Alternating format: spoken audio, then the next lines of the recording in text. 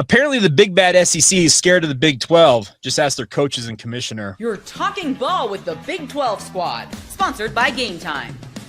From Oklahoma State to Utah, from Kansas State to BYU, from Houston to Texas Tech, it's the local experts of the Locked On Podcast Network bringing you scoops, breakdowns, and the most comprehensive preview of the upcoming Big 12 weekend.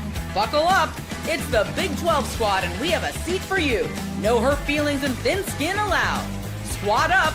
You're part of the Big 12 squad. Welcome into the Big 12 squad, everybody. I'm Jake Hatch, host of Locked On Cougars, filling in for some guy named Drake Toll, who is here in my hometown of Provo, but apparently can't show for the Big 12 squad. But nonetheless, we have got Parker Ainsworth of Locked On Cougs covering the Houston Cougars with us.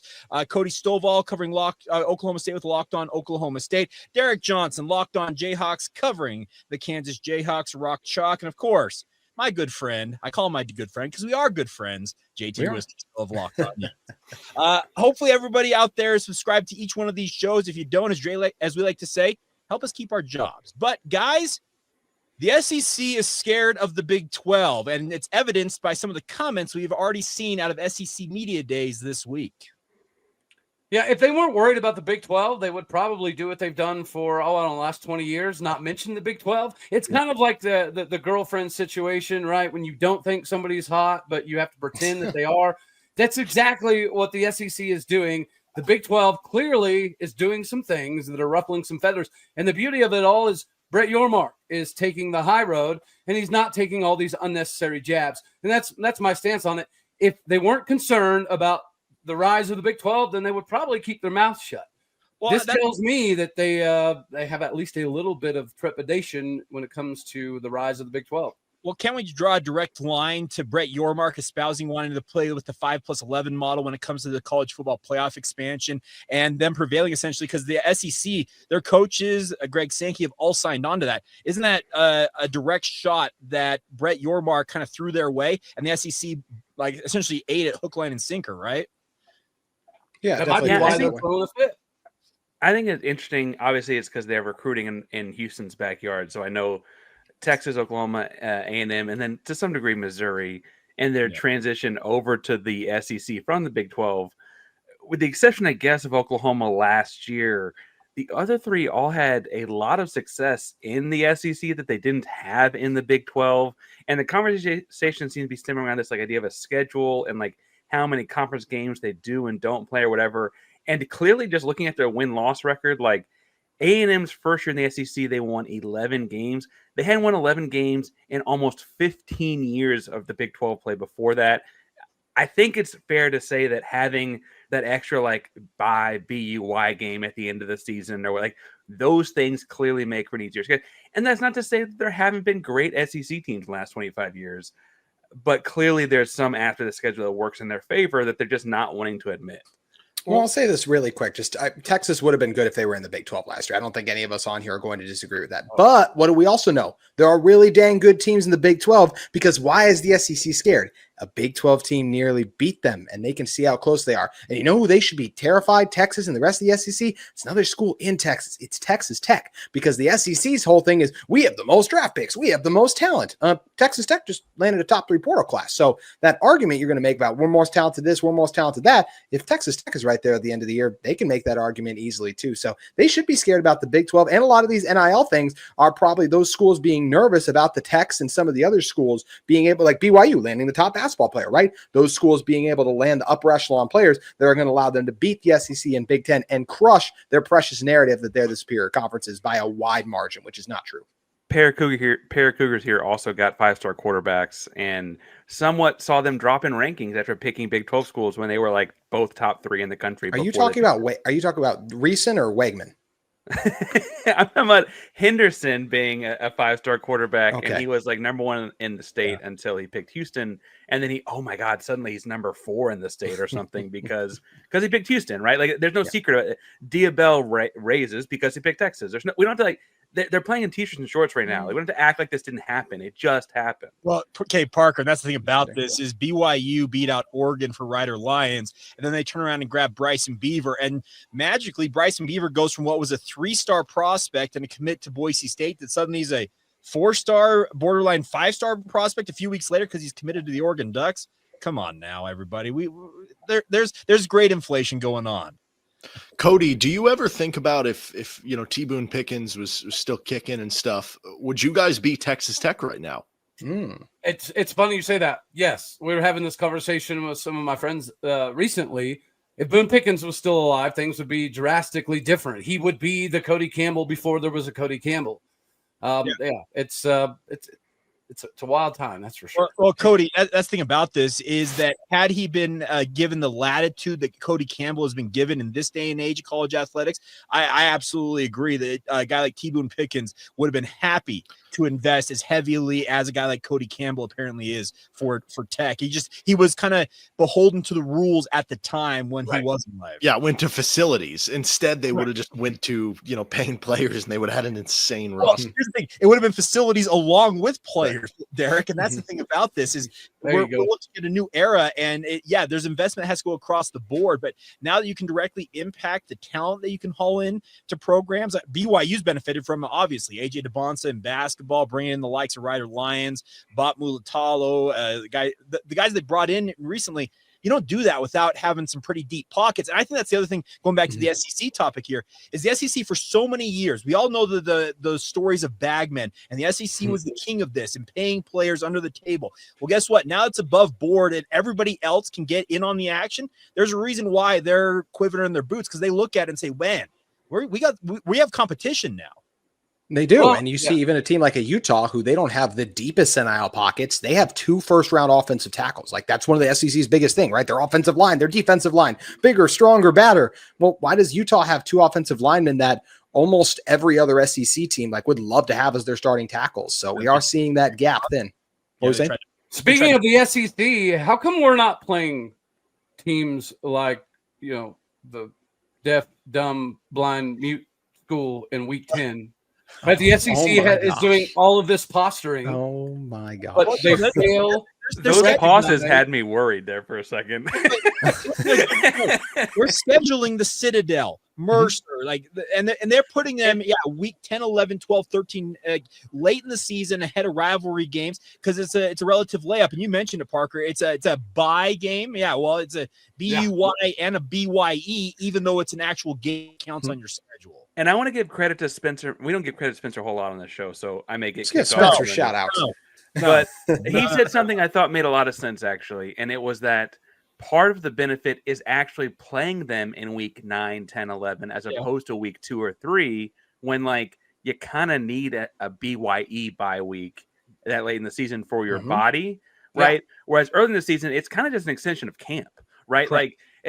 I think that was for all the things we could say about Spencer, I think that was fairly accurate point in laying out why it's important when you play that game, not just that you play that game. All right, you nailed it. That's all it is. It's an opportunity for their starters to get healthy and let their backups go win a game. That's all it is.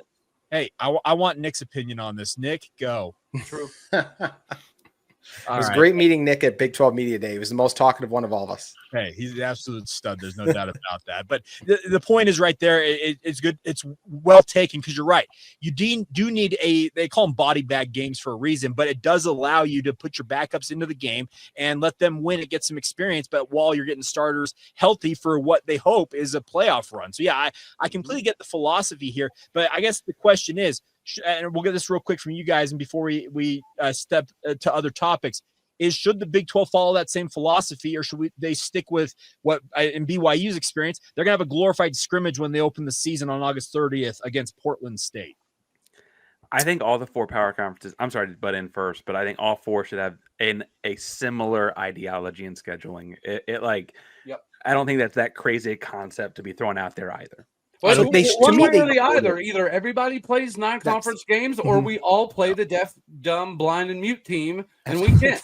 Yeah, no, I would prefer everybody to be playing 9, but I don't think Big 12 can afford it. The TV rights deals that factors in that they're getting an extra. The SEC, they have all the big matchups that they're selling it to the TV, so it's it's unfortunate, but you're almost better off getting the SEC to come to where you are than going to where the SEC is. And I don't know. It would be possible. The KU guy that's all logical and analytical and practical. Dang it, Derek.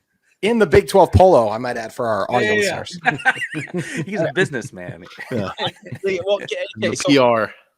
Derek Johnson over getting his Chris Level on. I like it. yeah, so coming up next, we're going to talk about what's going on when it comes to the Big 12 kind of overall, because a number of us were at Big 12 Media Days. I got a couple of thoughts, and one of them involves what Cody and Derek just talked about. Maybe they should go to where the SEC is at versus the SEC coming to where the Big 12 is at. We'll explain next as we continue on right here on the Big 12 Squad. Today's show is brought to you by our friends over at FanDuel. Summer sports are in full swing. Whether you're all about baseball under the lights, golf on the green, or high-stakes soccer action, FanDuel is the best way to make every game more exciting. The best part is you're already following the action. Why not make it a little more thrilling and do it with our friends over at FanDuel? You can get in on the game while your friends are getting sunburned on the beach. It seems to be a pretty nice trade-off right there. The best part is when it comes to FanDuel, it's fast and easy to use. They pay out very quickly. It makes even regular season games feel like must-watch events no matter what the sport you're into. Whether you're placing a same-game parlay, watching a bet right in the ninth inning, FanDuel makes it feel like you are part of the action. So if you're new to FanDuel, new customers right now can bet just $5 and get $150 in bonus bets if your first bet wins. Simple as that. Put $5 down, you win $150 added to your account just like that. Open the FanDuel app today or visit FanDuel.com to get started. Once again, that's our friends over at FanDuel. All right, welcome back to the Big 12 Squad. Now, three of the people on this show were at Big 12 Media Days this past week. And Cody and Derek, you guys weren't there, but you brought up something that was discussed actually by Kalani Sitake. He brought up the point on the podium during a Big 12 coaches roundtable that he would like to see Big 12 teams play only Power 4 opponents. He said the 9 conference games, then play one from the SEC, one from the ACC, and one from the Big 10 to fill out your regular season schedule. Now, I've been thinking a lot about this, but you mentioned the point, Derek. I think it was you who said that the SEC, they're not going to ever move off that 8-game schedule. I'm actually of the opinion, kind of what you talked about, where you go to where the SEC is at, you have the 8 games, you play, 2 or 3 other P4 teams from the other conferences, and then you can mix in, if you want an FCS game or a G6 game, you mix that in. Your guys' thoughts on maybe that being the answer to juicing up the Big 12 schedule and their overall prowess?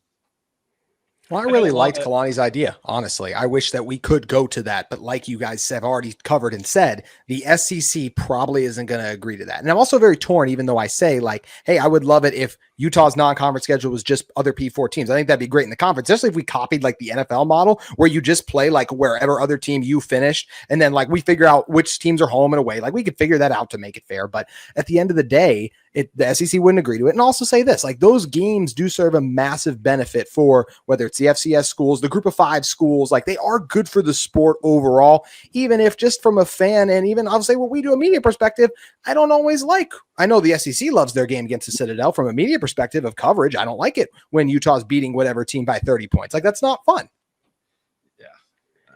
I actually have a different take. So I want to hear Parker's first. Well, I was going to say that I think part of this is like the challenge of scheduling it so far out. Houston presently had to change some stuff up because they had Utah. They had Utah scheduled for future games actually, but then Utah joined the conference, so now they're not non-conference games anymore. But they've got LSU in 2027. They've got Oklahoma in 2028. Isn't that the dumbest thing ever, though? Like all these other major league sports, like the NFL releases their schedule in April the same year. Like we don't have to do this. The athletic directors have made their own bed this way. Well, they're like, oh, I'm sorry, it's so complicated. It's like you're the ones who made it complicated. Just uncomplicate it. Just stop doing it. Derek has got a very good point because BYU coming out of independence, guys, there are non-conference games for BYU that they contractually are obligated to play that they have pushed out as far as 2035. It's absolutely ridiculous. I for the life of me, I'm with you, Derek. They just need to tear them up and say, hey, we're starting over and we're starting fresh. But Cody, you said you had a different take. I'm excited to hear this. Yeah, I think it's too much. Okay. Like without having the Citadel, or as I like to call them, the blind, deaf, dumb, and mute. Said 3 times now. And in week 10, I'm gonna handle this. I'm waiting on JT to make sure. The next time I see JT, he better have a school for the blind, deaf, dumb, mute shirt on. But anywho, I think that it's little sisters of the poor. That's what everybody calls them. The poors, the little sister of the poor. The poor.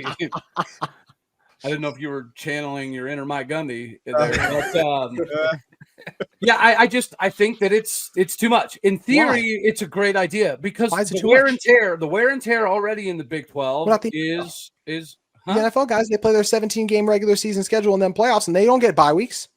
Yeah, well, these guys aren't in the NFL, and we're talking about things being somewhat even.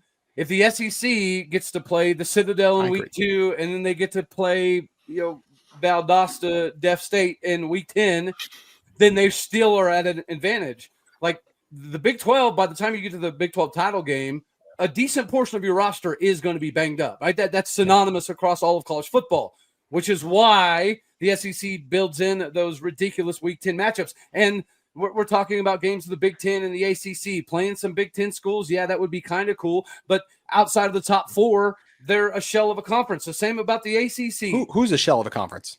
The Big 10. Yeah. A shell. Oh, a shell is strong. Outside the top 4. As the guys who they want to go to that conference so bad they would jump over everybody. You're funny, Jay. I looked up something that JT said actually because that was a really interesting idea. The idea that you could play like, hey, the Big 12 is going to play the SEC. If you finish 5th, you play the other 5th team. We'll figure the home and home whatever out, right? Kansas State, I think we all think is going to be fairly strong this year. Derek might not admit it on air, right? No, I think they will. Yeah. Kansas State finished the same spot as South Carolina. I can tell you right now, I'm taking over whatever it is in Kansas State on that. Like I think Kansas State blows them out of the water. I don't think that's Lenore Sellers. That's a good team. Like I'm saying, Kansas State could win. That's a good game. Lenore Sellers and who though? That's the problem with South Carolina. Well, they got a good defensive lineman. Like we're not the SEC squad. We don't know these rosters in depth, guys. But obviously, if we ask the rest of the country, not just the SEC squad, a lot of those teams would go to South Carolina. And I don't think that's just conference bias. We are talking about a South Carolina team that just missed out on the playoff. You can say maybe they got the SEC prop up to be there, but they did win more games last year than a Kansas State even did. And I do think Shane Beamer's a good coach. But I think Kansas State lost those games because they're in this conference. Is what I'm saying, right? Like, I think that's part of it. Okay. As one of the programs that beat Kansas State last year, I should be actually. He's flexing on. I'm like, we only have a couple of those. I need to celebrate when I can. Don't mention the other ones. Don't mention the other flexes. Parker. Keep going, Parker. Keep going. You're on a roll. I look at this and like, you know what, like. BYU finished second in the Big 12 after the conference title game, right? So they missed the title game. That's Georgia. Okay, like sorry, Jake, that's gonna be a tough game, right? I'm not saying it can't happen. I'm saying it's a tough game. Here's the thing: BYU fans want those. They want the smoke. I think they understand. They probably get smoked, but they want to play that type of game. Well, and we thought ASU would get smoked, right? And they gave Texas a game. So that's why we just want the chance to play these games on the field. That's something we can all agree with, regardless of these hypotheticals, who we think would win. We just want the chance. It sounds like you just want to be in the Big 10. That's what it sounds like. Yeah. Oh my goodness. I'm just literally, you guys are Wisconsin. No, but you all said Wisconsin, Minnesota, Indiana. Like these are some legit brands and teams. I'm not just going to say that conference is a shell of itself outside the top Penn ones. State, Michigan, Ohio State, Indiana.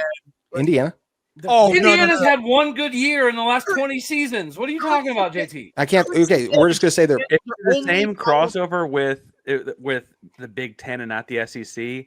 We're talking Kansas State, Minnesota. Oh, geez. Yeah. It's not a game. I would pick Kansas State, but I don't think that's a blowout. PJ Fleck's done a good job. 21 plus. I legitimately think it's like Kansas State, Minnesota, 21 plus. That's a good Minnesota defense. JT, and Fleck's a great coach, but Kansas State's better. What'd you say?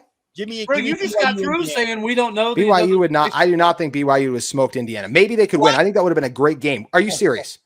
They literally only lost to the two teams that made it to the national championship last year. Because Indiana is no. JT, you are high on the wrong supply. Y'all think they would smoke them? Indiana's canceling futures. No, y'all are high on Cougar, whatever. Jake's passing out Cougar tails out here or something. Kurt Signetti canceled the only Power 5 game that they have scheduled non-conference wise for the next 8 years. I agree. I don't like that. I agree with that. But that doesn't mean BYU would smoke them. They literally beat. How many other teams did they beat? Give me BYU against Indiana. I would love to watch the Cougars run rough. They might win. I'm just saying. I think it'd be a good game. I'm not saying by 20. I'd take it by 20. I think Utah and Oklahoma State could have had an opportunity to beat Indiana. I'm not going to. Well, Oklahoma State was pretty rough defensively last year, so I won't go that far. And Utah's offense is pretty Indiana bad. played 5 games where they could have played their backups and still probably won. Oklahoma State's the case study. They were 1-0 against the SEC and 0 against the Big 12. That's the case study, right? Like that's it right there. Baby, we don't want to use one. That's a dangerous thing to use one game and say it's just the precedent for each conference. But I get the point you're trying to make. I'm using the other 9 too. I'm saying but you just made it sound like because Oklahoma State beat Arkansas. I'm just saying they're on like we deserve those opportunities to win those games. And I'm just saying just because Oklahoma State beat Arkansas does not make the entire Big 12 better than the SEC. No, but Arkansas won 3 SEC games. I know Arkansas was solid. I think they beat Tennessee too. So we're saying any given Saturday is possible, but I'm not saying Oklahoma State would have won 3 SEC games last year is what Parker's saying. They could have. Transitive property is, I get transitive property does not always work, and that's a math term for the folks at home. But Derek, what does transitive property mean? I don't think we can be talking about that stuff. I don't think we can get political. No. All right. Well, here's the thing.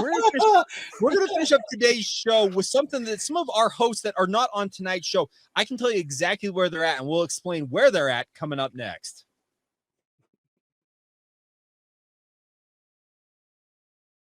All right, so many of you noticed that Drake Toll is not here this evening. You've probably seen some, posts on social media this week of him hiking a certain mountain that has a certain letter on it near my hometown. Now, Explore Utah Valley is the tourism bureau for Utah Valley, and JT Wisterstill is going to roll over right now and just be. I can't believe we're giving BYU and Drake all this free pub. Like, what do I have to do to get even a fraction of this? But okay, we're also giving it to West Virginia, dude. So I don't know. Fair. Well, Mountaineer Paul deserves it. That's fine. Why don't you tell us how cool the SEC and Big Ten are, JT? That'll get you there. Yeah, that'll long help you. show.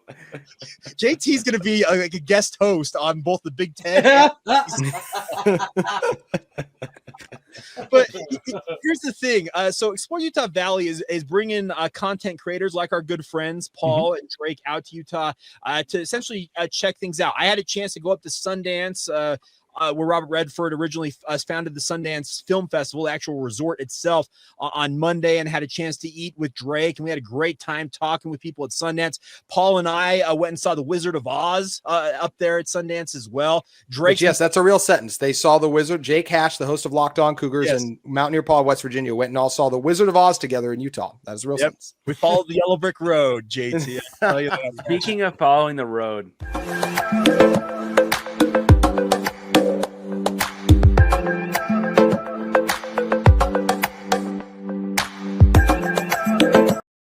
That's live in the road with Mountaineer Paul.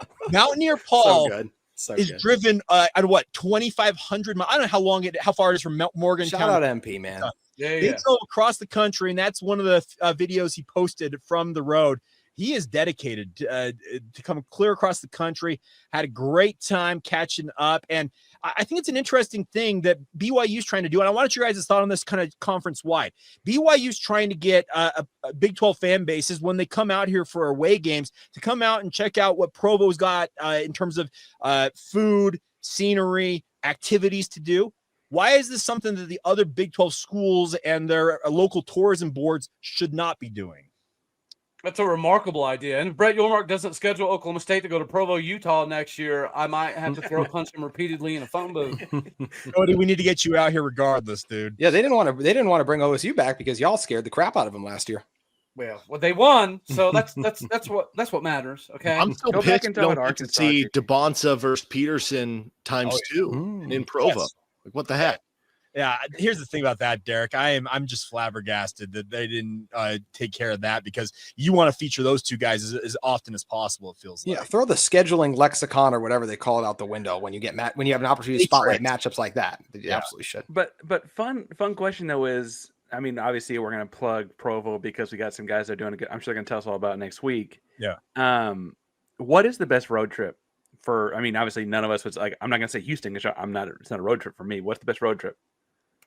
Well, I wouldn't go Utah. Ones are so far out of the way. That's a long drive. Like, I love the destinations, but that's a long drive. But like, once you get Jake, Provo's actually been on my top 3 bucket list. No, it's stunning when you make it. When you say, like, okay, I guess I said it just depends on the road trip. Like, because a lot of the Big 12 fans listening, they're going to have to drive a very long way to get to Salt Lake City and to get to Provo. If you're a UCF fan, like, BYU is not a road trip. Well, that was what I was going to say. I can tell you, for BYU fans, UCF is absolutely a road trip because they want to go to Disney World. Trust me. I'm about to say, like, does UCF have a road big trip. advantage in this though? Because they've got UCF's got a big advantage in this competition. Well, okay. Now here's the thing though. So Provo has an airport that's become a regional airport. They now have American Airlines, Breeze Airways, Allegiant, and I think one other airline are flying literally across the country. You can fly directly into Provo, and I'm telling you, that Provo airport, you can be from the Provo airport to BYU's campus if you hit the lights right in 10 minutes. It's gotten better. You're right. But the Salt Lake City airport is still better, just like the football team, college football team in Salt Lake City is still better than the one in Provo. But that's my opinion. But the games get better and worse depending on the year. Like the actual trip itself, I think is what we're talking about. I just want to experience the bounce house. Yes, UCF and the bounce house is supposed to be dope. So I have been at the 50-yard line of the bounce house with literally nobody else around me. I happened to be down there. Actually, you remember the year that they went like 0-12 right before Scott Frost took over? Oh, yeah. My wife and I happened to be in Orlando. And we had time to kill before we had a flight home. So we drove over to UCF, went over to the football stadium. The gate was open, and I walked right out to the 50-yard line, took a picture, and literally nobody harassed me one bit. Had I done that in Provo, Utah, at Lavelle Edwards Stadium, I would have been cited for trespassing. I can assure you of that. Yep. Now, but Derek, I want your thought on this because so BYU's first ever Big 12 game was in football was at Kansas, and I made that trip to Lawrence, flew into Kansas City, drove out, and I absolutely love that trip. But to Parker and Cody's point, I think every one of these destinations in the Big 12, we have a conference that has 8 relative newcomers in the past 2-3 years. They're all trying to kind of learn about these different schools. This should be something that I think BYU and the Utah Valley Tourism Board, I say Explore Utah Valley is their name. I think it's something that other Big 12 schools and their local community should consider doing because it's going to expose, I think, fan bases to give them extra pub in terms of, hey, you want to go to UCF. That's easy to go to Orlando, but you should go check out Lawrence. I had a great time going to Lawrence, and I think a lot of people would think, well, why do I want to go all the way out there? Yeah, I think in general, it's like you think college towns when you think of the Big 12. And I'm sure this applies for Cody too, but like when people think of Kansas, when people think of Oklahoma, when they think of Iowa, they think of just like the cornfields or the wheat fields or the plains. When you're at the actual college city, that's not at all the case. Like it is a very bustling town. You're not just like Kansas, University of Kansas actually built on a hill. It's Mount Gilead. So I learned that the hard way. I was walking all across campus and I was gassed by the time I finally actually got to the game. I didn't realize how hilly Kansas actually could be because I thought it was just flat. Yeah, no, exactly. I mean, pretty much outside of Lawrence, pretty much is. But like that's y'all are just y'all describing Lawrence. I'd be down to fly out there. If anyone from Lawrence Travel Commission, whatever is listening, I'm down. Oh, now JT wants free trips. So Mister, I want to go to the Big 10. Wants free trips to shortstop. I mean, Derek. Pull some strings, man. We do go. Well, actually, I'll be up there anyways to watch Lyric. So I'll just shut up. Is ASU the closest to Grand Canyon? Is that like yes? Yeah, Tempe be close to go to the Grand Canyon. Yes, but that's not really that close. I was trying to think of like what other big travel thing would be on the trip. Go to Tucson. Like I don't know. I mean, ASU has the beauty of if you go during like a November game, it's going to be warmer than most of the other spots outside of like UCF in the Big 12, right? I mean, I guess the Texas and I could sell you on Houston and the food city. It's fourth biggest city in the country, right? Like I could sell you on that. I just as far as like it's not like the hiking outdoorsy stuff that would be at BYU Utah. That's Utah. Boulder Houston and Orlando need this. Houston and UCF need this least than anyone, in my opinion. And Salt Lake City is probably not too far just because of the ski city and some things. And Jake, you already mentioned just a lot of people will fly like to Utah because the Salt Lake City is an international one. But Provo Airport, they have made a ton of progress, and it is a great area. As much as I give Provo and BYU crap, like it is a great area down there too. So I am glad that people get to see that, and hopefully more to make the trip out there. Now he's trying to make amends, guys. He wanted to jump. I won't make amends. Actually, can I get back on the bad graces, everyone, before we get out of here? Got a quick football focused question for y'all since last. All right. Well, that's gonna hold on. I do want to say I've been seeing on Twitter all of these Utah fans talking about Rice Eccles is the most difficult place in the Big 12 to play by far. I do want to go check that out. I would say it is, but I think there's a lot of difficult ones. I'll also just say I thought it was crap that was spewed on Locked On Big 12 when they said that BYU is a better atmosphere than Texas and Oklahoma, but we can do that on another show. I like BYU. Like, that's not supposed to be shade at BYU. I just think Texas and Oklahoma are better. Y'all don't understand how empty that stadium in Austin can be when they're not very good. JT, like, you and I have a really good friend who actually told me that he would pick BYU over Utah in terms of game day atmosphere, and he's a dear friend of both of ours. So, really? All right. So, okay. I'm just saying. You'll shut me up on that today, Hatch. There's almost too much Everybody to do. come to Stillwater, Oklahoma. You can do some drinking, some dipping, some cow tipping, all in the same day. Cow tipping, yes. Let's go. Yeah. All right. Well, that's going to do it. A big thank you to everybody for tuning in. That's Parker Ainsworth from Locked On Cougs for your Houston Cougars fix every single day. Cody Stovall, Locked On Oklahoma State. Derek Johnson's got you covered with the Kansas Jayhawks with Locked On Jayhawks. And then, JT Wistersill, soon to be host of the Big Ten squad, host of Locked On Utes. Thank you to everybody for tuning in. Make sure you subscribe, rate, and review each of these shows. And join us back here next week on the Big 12 squad.